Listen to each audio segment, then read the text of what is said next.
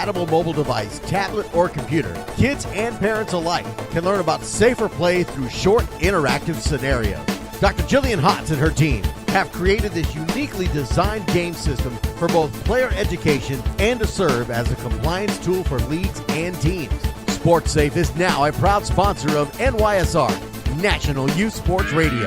For more information on how you can participate, purchase, and be a part of SportsSafe, you can check them out on the web at www.sportsafe.com. That's sports with a Z, safe.com. Or go to nationalyouthsportsradio.com and click on the SportsSafe banner. You can also email them at info@sportsafe.com. Give them a call at 1-800-970-3886. SportsSafe. Play safe.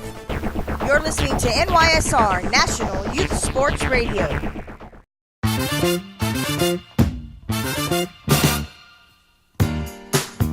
Welcome back to the Kennie Long Show here on NYSR, National Youth Sports Radio, every Monday through Thursday, starting at 12 p.m. noon, Central Standard Time.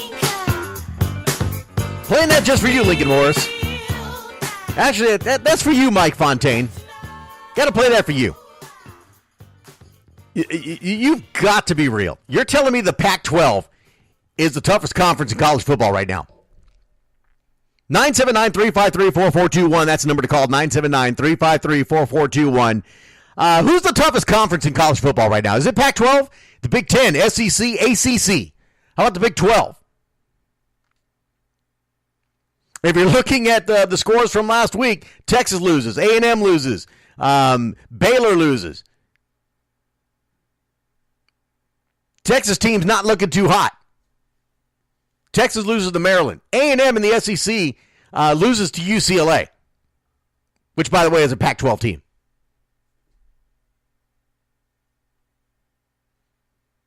Stanford, Cal, UCLA, Oregon, Washington, Washington State. Okay, the only two that I will tell you that are big in the Pac-12 right now that are real threats as far as I'm concerned is Washington and Oregon. Stanford is always there, but they never can quite get over the hump. Great quarterbacks. They got great quarterbacks that come out of that school. And, of course, you got the running backs that are fairly decent. They come out of Stanford. But for the most part, do you see them getting into major bowl games? Do you see them fighting for a national title? Same thing with Cal. I haven't seen Cal there. UCLA. UCLA has been a bottom dweller of the Pac-12 for some time. Washington State is like peaks and valleys. Some years they're great, some years they're not.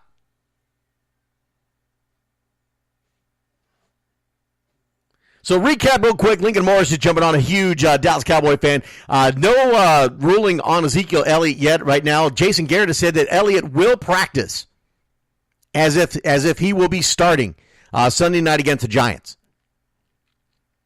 Expected ruling at about 1 p.m. Central Standard Time, 3 p.m. Eastern there in New York from the NFL in regards to his appeal to his 6-game suspension.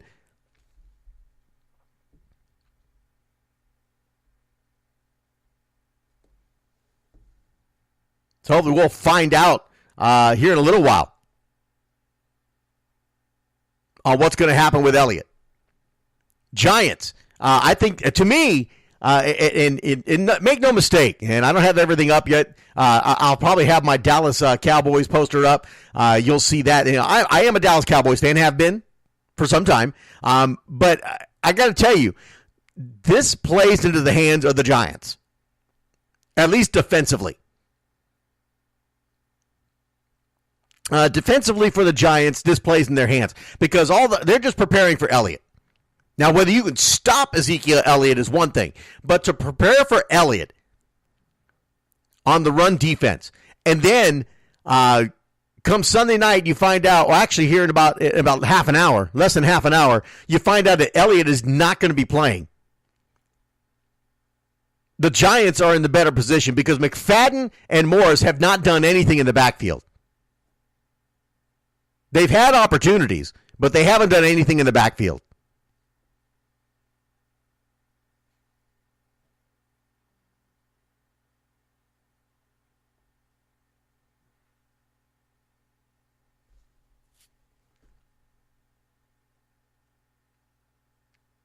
So this plays into the defense of the Giants.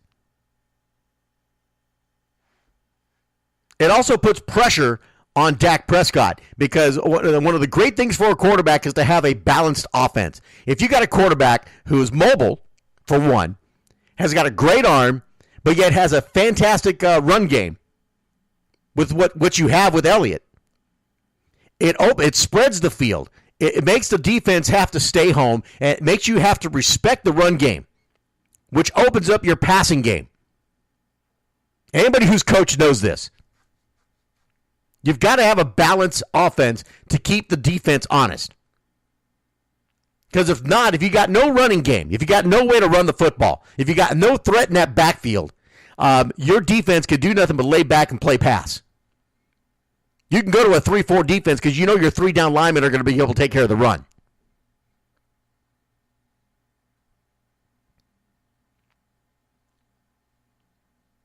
So now you can drop two of those linebackers back in coverage. They can cover the middle, and you got your defensive backs and your safeties. They can cover the deep threat.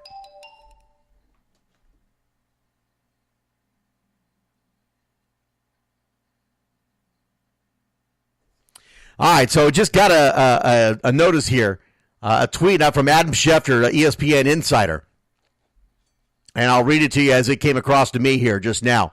Adam Schefter reporting for the NFL Players Association filing. Arbitrator Henderson has now advised the parties that he intends to issue his decision by the close of business today. I think we already knew that. So I don't know what they consider close of business today.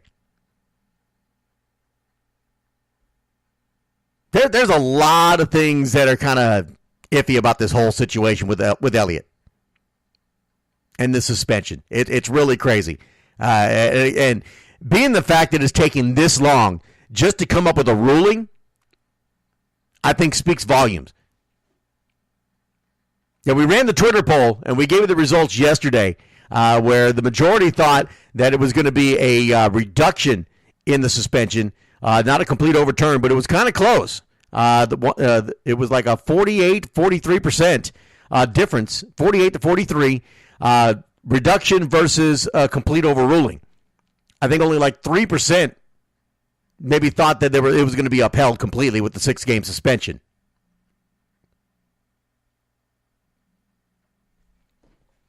So again, Adam Schefter just reported on Twitter from the NFL Players Association filing. Arbitrator Henderson has now advised the parties that he intends to issue his decision by the close of business today. So that's where we're at on that. Back to Mike Fontaine's comment about the Pac-12 being a tough conference. The AP is not going to give the Pac-12 any love because the Pac-12 is not consistent. They're just not consistent.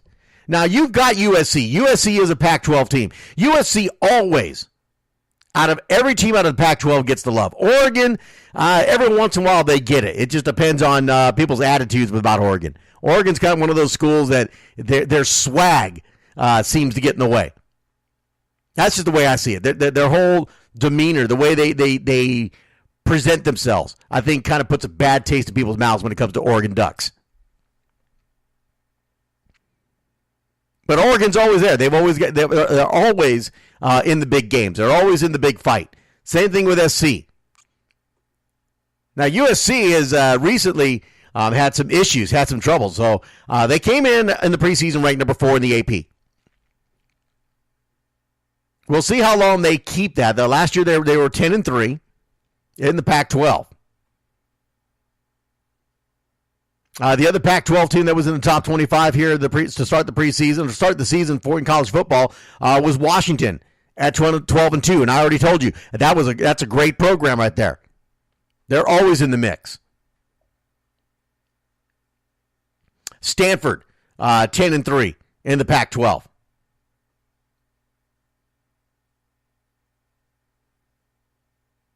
Washington State at 8-5 in the Pac-12. So I'm not sure why you think that the Pac-12 doesn't get any love. I think they get plenty of love. I just don't see them as a dominant conference. I just don't. Not when you got the SEC and the Big Ten.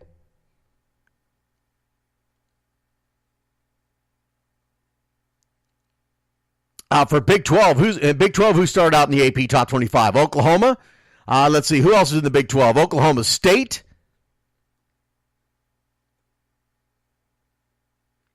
Kansas State. West Virginia. Texas. And, of course, Texas is going to drop out of the top 25. They're going to drop out of the top 25. Texas A&M is not even going to sniff the top 25. They'll be lucky if they're in the top 50. What a meltdown that was. Texas A&M. One of the regents calling for his firing immediately.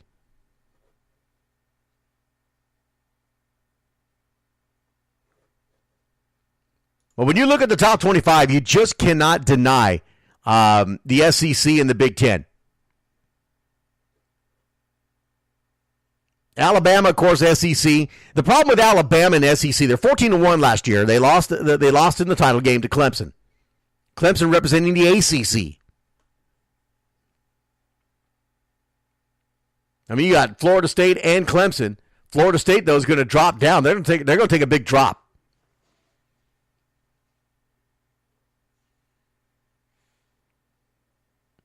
Louisville in the ACC. Virginia Tech. All representing the ACC in the top 25 this past week. Florida State's going to take a big drop. You know that's going to happen. So you've got Alabama, you got Ohio State, Penn State in the Big Ten. Great showing this past week, and they're going to move up.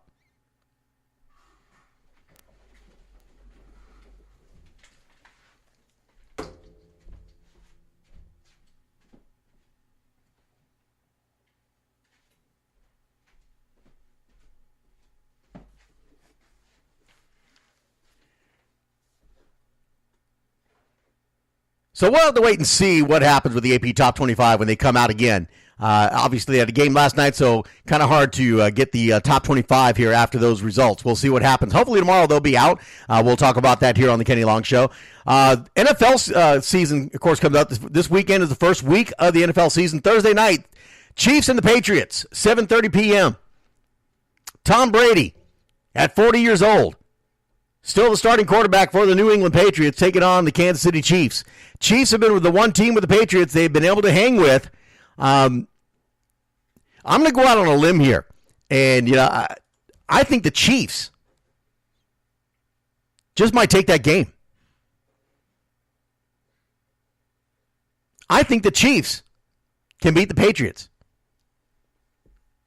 They're playing in New England, so that's going to be a tall glass to take down. But I tell you what, I'm going to go with the Chiefs. I think the Chiefs come and upset the Patriots and take away this whole we're gonna win everything all year long for the Patriots. Start right off the bat. Jets and Bills on Sunday. Taking the Bills on that one. Jaguars and Texans. Texans with Tom Savage as their starting quarterback. That to me, that's still a little suspect. I am expecting the Texans by game 3 or 4. I think by game 3 or 4, Deshaun Watson will become the starting quarterback for the Texans, and I think a loss to the Jaguars is going to start that road. So I'm taking the Jaguars. Steelers and Browns, Steelers. That's a no-brainer. Browns are in trouble. The Browns are doing exactly what the Browns have done year after year after year. They get this fantastic high prospect rookie. They bring him into camp. They say how the veteran's going to start. The veteran's going to start. The veteran's going to start. Week 1, they start the rookie. It happens every single time. And they've done it again. As they've gone with Deshaun Kaiser as their starting quarterback. Cardinals and Lions. Cardinals are looking good. Carson Palmer still looking good back there in the pocket for the Cardinals. But I think the Lions will get that one. They're playing in Detroit, so we'll take the Lions. Dolphins and Buccaneers. This game is under question right now where they're going to play. You got Hurricane Irma that has just reached Category 5 status. It has not gone up the Atlantic, north of the Atlantic it's kind of stayed a little bit more of a course getting into the Gulf, which is really going to spin this bad boy up. I think Florida is in trouble.